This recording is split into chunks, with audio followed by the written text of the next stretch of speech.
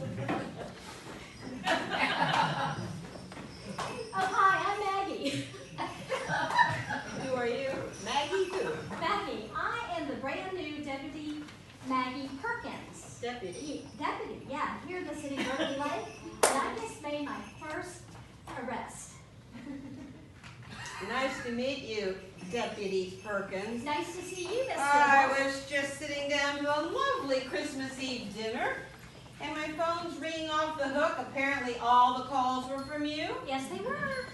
Now, you didn't really arrest a group from Berkeley Lake Chapel tonight, did you? Oh, no, of course not. Not all of them, just the police. And why would you do that, for goodness sake? It's Christmas Eve. Oh, and you have Mary, Joseph, and the baby Jesus in our jail. Oh. Yeah, well, you know that lady, Miss Sandy Lacey? Well, she called in a complaint, and as honorary as she is, it's justifiable. Just wait till you see these charges. Okay, let me see the charges. It would have to be Sandy Lacey, wouldn't it? Oh, my. You couldn't be exaggerating, could you? Oh, no, ma'am. I arrested them just by the book, just like I was trained to do. Just wait till you hear from them yourself. Well, okay, I guess we better get on with it. It is Christmas Eve. Get these people home for Christmas. Yeah. Okay, let me get my Just in Peace garb on, and then you can go get them.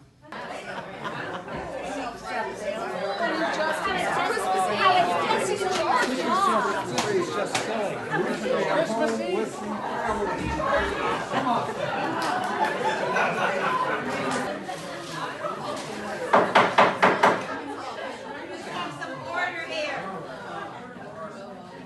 Order. Okay, so we have quite a few charges to deal with this evening, and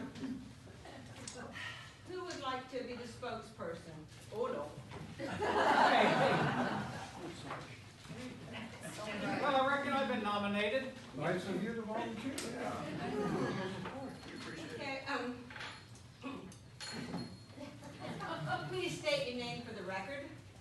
Simple, it's me, Chester. Chester Blevins. Your old man Horace and me, we go fishing together all the time. You know me. This is a court of law, Mr. Blevins. And you will address me as your honor, or ma'am. And Mr. Blevins, Yes, I ma'am. need for you to explain what happened this evening. Well, Sybil, I'm sorry, Your Honor. Yes. So the Lake Berkeley Chapel, we were doing our live nativity, and well, I just really don't know, but things just somehow just got a little out of hand during the course of the evening. I mean, as far as we know, nobody was seriously hurt. And, you know, we're more than happy to take care of any damages that may have occurred. But, you know, we were just trying to get the Christmas spirit out to the community. You know, peace on earth, goodwill toward men. And, you know, we know it's that same spirit, Your Honor, that you'll take into consideration when you hear everything that happened. Amen to that? I'll be the judge of that, Mr. Blevins. Please take your seat. Thank you, ma'am. Let's address the arson charge first, Deputy Perkins. Harvey Detweiler, would you come to the bench, please? Yes, ma'am. And state your name for the record. Harvey Detweiler, Your Honor, and this charge is very bogus. Oh, no, it isn't, ma'am, Your Honor. He caught the gazebo on fire. And you know, someone called 911 and those building and firemen from the fire department, police. Yeah. They responded to the call.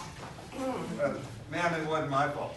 I mean, I played a shepherd, and it was kind of cold that night, and I built a little bonfire. And I was watching my sheep, and we had some grass there, and this darn donkey came along and just hit the grass and kind of burned the gazebo a little bit. It wasn't my fault. Donkey? Yes, ma'am, that would be animal cruelty charge. Your Honor. Well, ma'am, that critter came charging out of nowhere. I don't know where it came from. And he was dragging a bushel basket. And after all, he got into the fire grass and it hit the gazebo. That's all I can tell you. It wasn't my fault. Is this correct, Deputy? Yes, ma'am, I don't, turn the music off. I don't have the report back from the fire department yet, but if you look here, you can go much beyond the gazebo. Okay. All right, let me see here. Okay, let's get back to the donkey, shall we? Who is responsible for the donkey? Well, I guess that would be me, Sybil. Sorry, Your Honor. Clyde Jenkins, and I really have to object. To what? This charge, cruelty to animals, Jasper is just fine. Jasper? Yes, ma'am, that's that cute little donkey that Miss Lacey always complains about. Okay, well, you may be seated, Mr. Detweiler. Suppose you tell me, Mr. Jenkins, about Jasper. Well, Marcy, Zelazetsky, and Jim, they loaned us a cow for the stable and some sheep for the shepherd. And when Bart and I, we thought, well, we can make this a little more realistic. So we came up with an idea of how we could take a donkey and make it into a camel. You know, just like the way it would have been back then. Okay, Lynn Barton? Well, he's one of the other kings. Well, why isn't he here, Deputy Perkins? Well, the EMT took him to the hospital, Northside Medical over there. He is still in the emergency room, but charges are still pending on that wise man. Okay. Mr. Jenkins, tell me exactly what happened then. Well, he was standing behind the donkey. And you know, Jasper can get excited from time to time, and when he went off, he just started kicking. And he kicked old Win like he was kicking the side of the barn. That's very stupid, you know, you should never stand behind a donkey that's got a bushel basket on its back.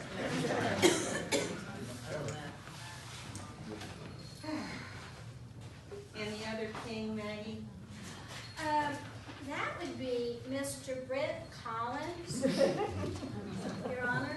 I have an APB out on him.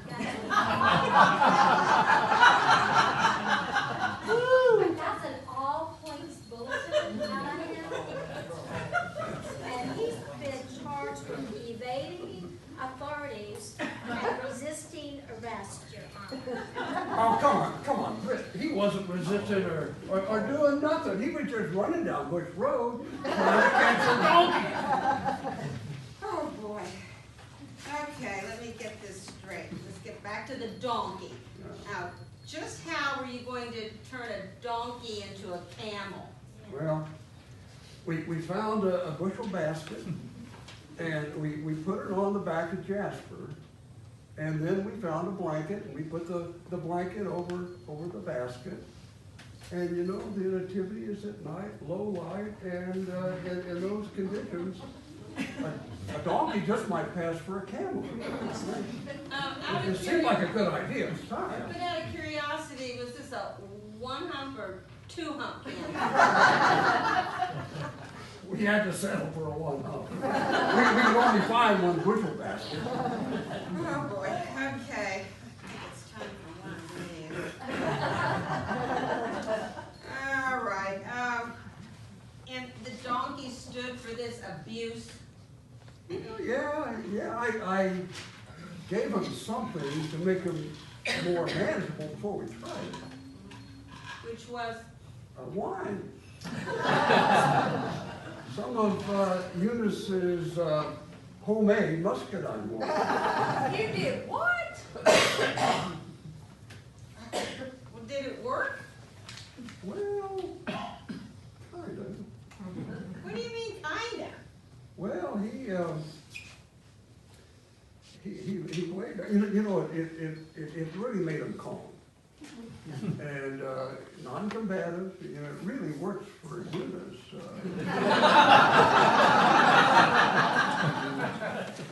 But he laid down, and he was very relaxed.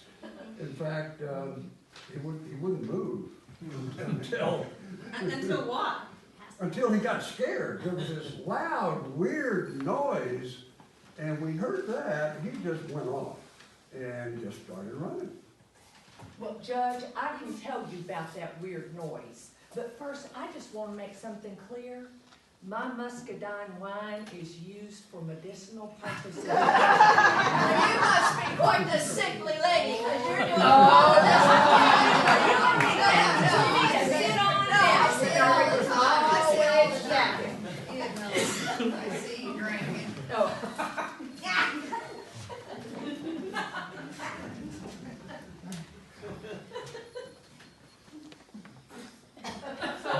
So what made him go off? No, Gladys. She made him go off. She made him go off. She came yellow. She came out of that main heat and just smelled like a banshee. What? Let me tell you something. It was because he took my grandmother's handmade quilt and put it on that nasty old donkey, Your Honor. Well, supposed to be cute. I wouldn't be using just any old quilt. Well, I tell you what, you're gonna not be using, just not worrying about any old blanket as you're sleeping out on that couch tonight. Yeah, and yeah, by the way, it is a quilt, handmade. Yeah. Oh, you know what? It hit me. Yeah, I know, maybe had a little bit of that. You have, you gave that wine to that donkey, and you know that it takes me a good year to make that muscadine wine. Not to mention the heaps of your underwear that I have to use. Underwear? Oh, yeah, let me tell you. So what I found is that Fruit of the Loom has the best fabric for straining out the dread from the muscadine wine. You use his underwear to strain the wine? Don't get excited, That's Harvey. disgusting. Oh, well, don't get excited. Every year, I buy all new underwear for Clyde, and then he doesn't get to use it till after muscadine wine season.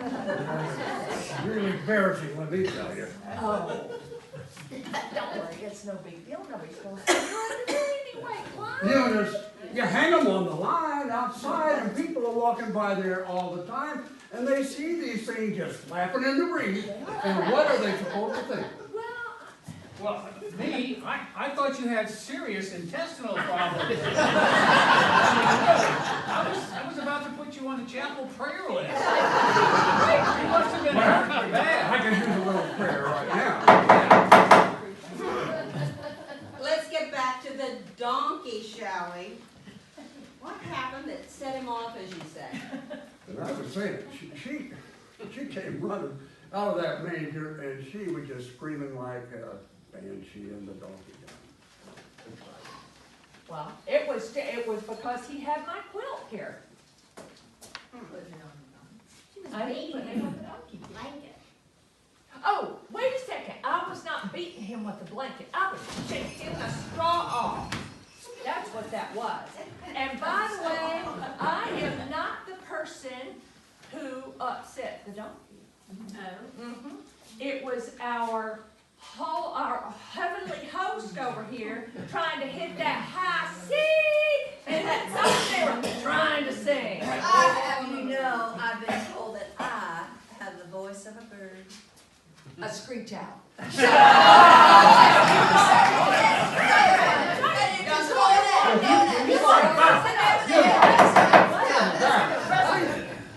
Order, ladies. Goodness sake. You may be seated, Mr. Jenkins. Thank you, Your Honor. And I suppose, Deputy Perkins, this is the assault charge that pertains to those two? Well, not to this minute. The original charge was Mr. Bevan and those two Culpepper sisters. He tackled us, Your Honor. Yep. It was an accident, Your Honor. I didn't mean no harm. Please approach the bench. Yes.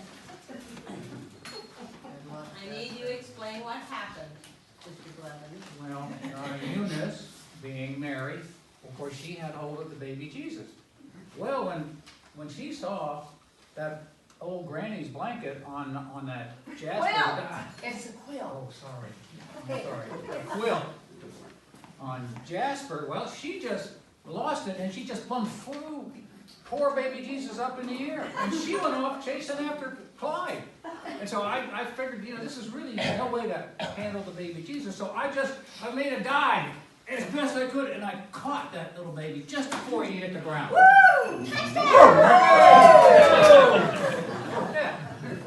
think of his old football days when he got jarred out on the field. That was a great catch. He knocked those veils from straight underneath us. We all fell to the ground. But old Bessie broke your fall, didn't he? Well, maybe, but she nearly trampled me and broke my wig. Bessie? Yes, Miss, Your Honor, it's that cow that Miss Lacy always complains about. Oh, okay. Your Honor, I just couldn't let the poor little baby Jesus fall to the ground, could I? Well, it wasn't a real child, was it? Oh, no, man. We tried. We really tried, but for some reason, we couldn't get anybody to let us use their child. I don't know why. I can completely understand that. Well, it was just a doll, Your Honor, but, it was the principle of the thing. It was supposed to be baby Jesus. You know, Eunice, you really shouldn't be flinging Jesus around. It just ain't proper. Well, I tell you what, you just mind your own business. Eunice, would you just put a cork in it? Not trouble as it is. You may be seated, Mr. Blevins. Thank you, Judge. Okay.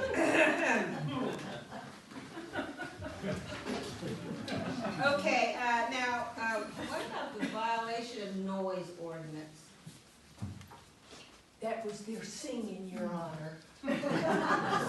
For your information, we had not yet started singing. She's right, Your Honor. What you heard was a cow bellowing when Minerva landed on it. Oh. I couldn't tell the difference. Oh, morning, I'll be out of here before you know it. Sit down, please. Okay, ladies, one more time. This is your last warning or you're in contempt of court. Okay, Maggie, will you please confiscate the quilt? Yes, you. I'm sure you want to do that. This is my grandmother's handmade quilt. Cost all this trouble to begin with. Look, dear! Where? And Your Honor, you can address me as Deputy Cricket.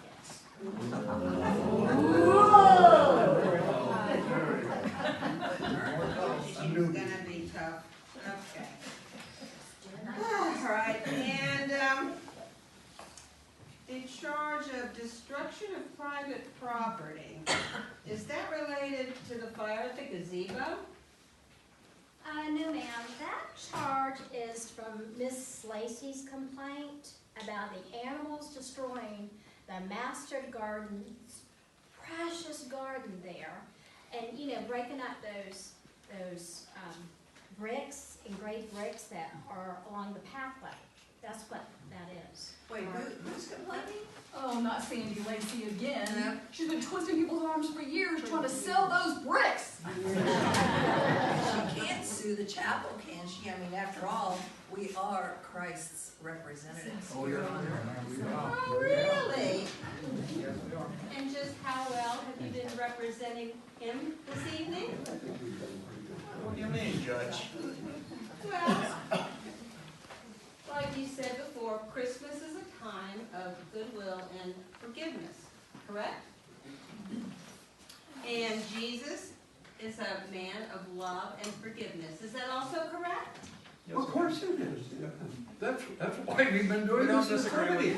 Well, I haven't noticed any love, forgiveness, kindness, or respect in this room tonight. Am I wrong?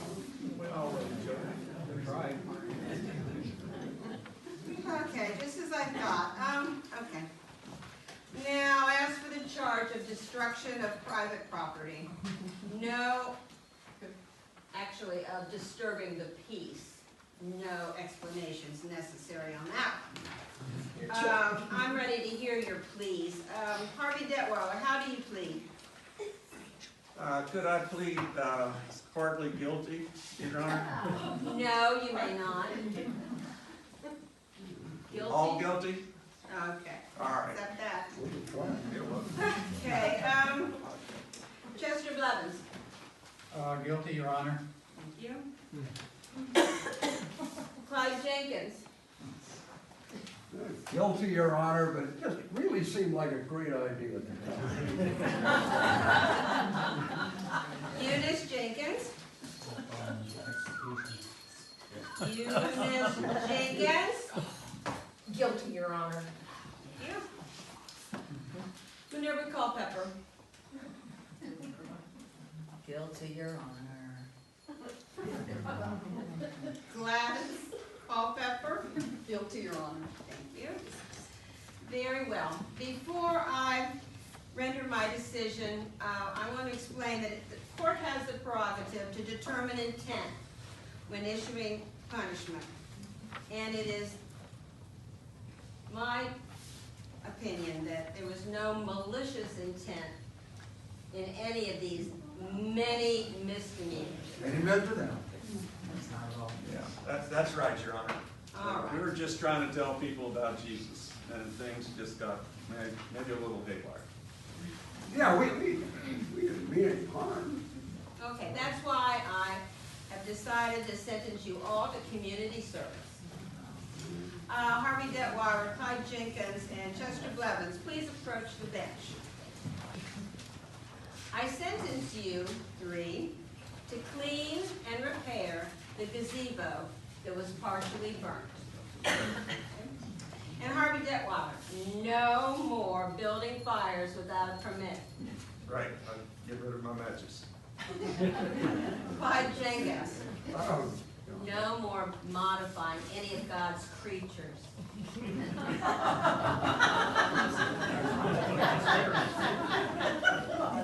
Chester Blevins, when planning a living nativity in the future, please consider everything that could possibly go wrong.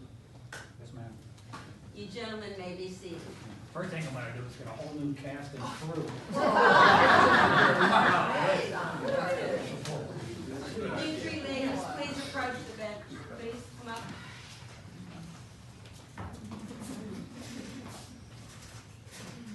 Eunice Jenkins, Minerva, and Gladys Culpepper.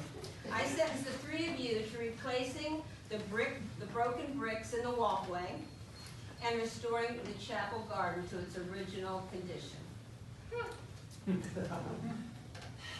And Eunice Jenkins, no more allowing anyone to give your muscadine wine to any animal.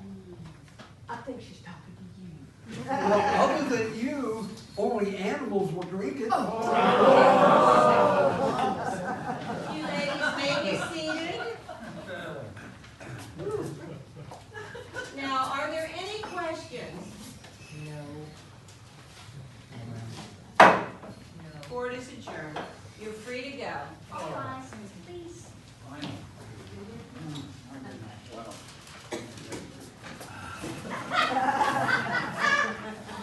Gladys, you know, it really is, I mean, it wasn't very little gazebo and all that area. It's only right that we should repair it. We'll go out and look at the damage and maybe buy some stuff for next spring and have it planted. We'll see. I think we can do that. You're right, it's the Christian thing to do. Yeah. You know what? You girls are right. I'm thinking thinking I need to take some of my muscadine wine over to Sandy. I think it'll mellow her out a little bit. Yeah. No, I thought that was just for medicinal purposes. Well, now I gotta tell you it is, but I think she's got some psychological problems for her. I say good. So, you know, Home Depot probably has sales on lumber this time. I think we should, get down there and maybe try to pick up some stuff. Yeah, it's a good idea, we save some money.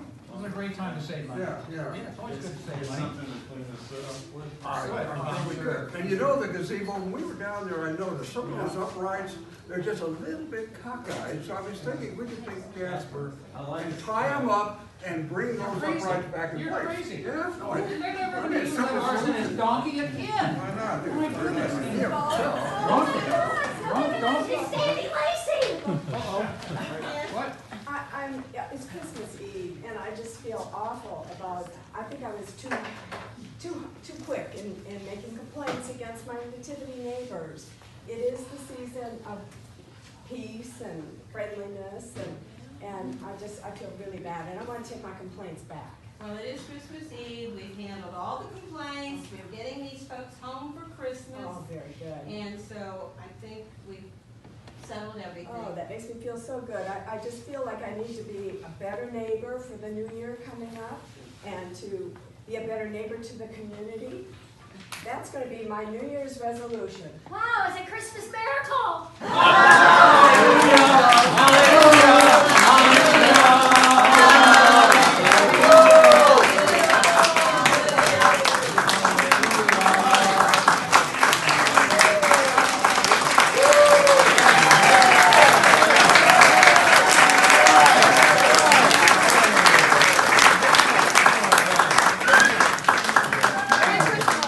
And right now, I would like to ask you all to help me in thanking, this is the finale of our two-day show, right? It is the finale!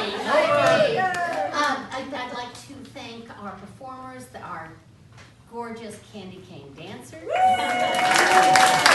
musicians, Bob and Lori, and our cast of amazing characters. Our events committee, if we didn't drink wine, we wouldn't be here right now, okay? And a very hard-working events committee. And our sponsors, Rice Settlage Realty and GASP, Georgia After School Program. And very special thank you to Miss Sandy Lacey.